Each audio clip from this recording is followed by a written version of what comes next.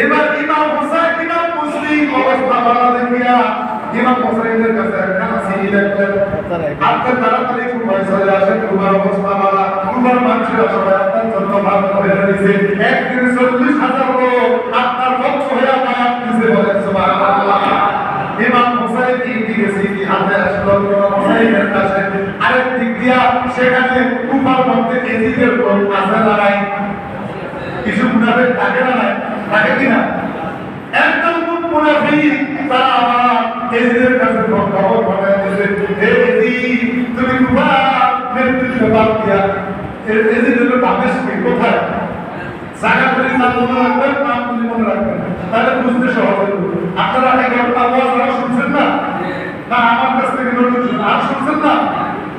এজিদ দামেস্কে কুফার লোকেরা এজিদের কাছে খবর পাঠাইলো আপনি দামেস্কে বসে সেখানে আনন্দ করতেছে, ফুর্তি করতেছে। এইদিকে ইমাম হোসেন কুফা দখল করতেছে। আপনার তাড়াতাড়ি কুফায় আসেন।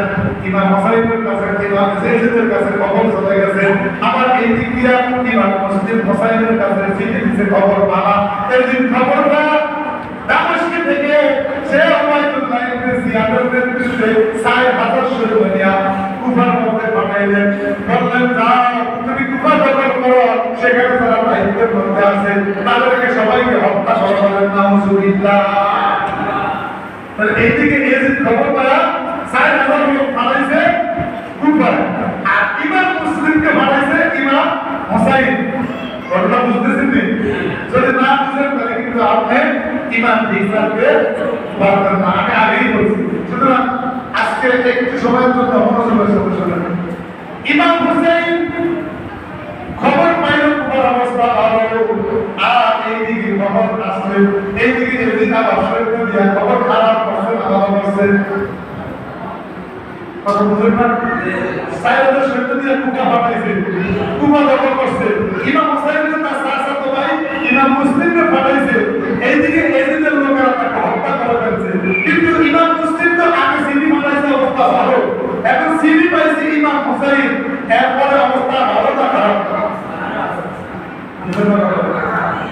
এখন অবস্থা ভালো না খারাপ? খারাপ।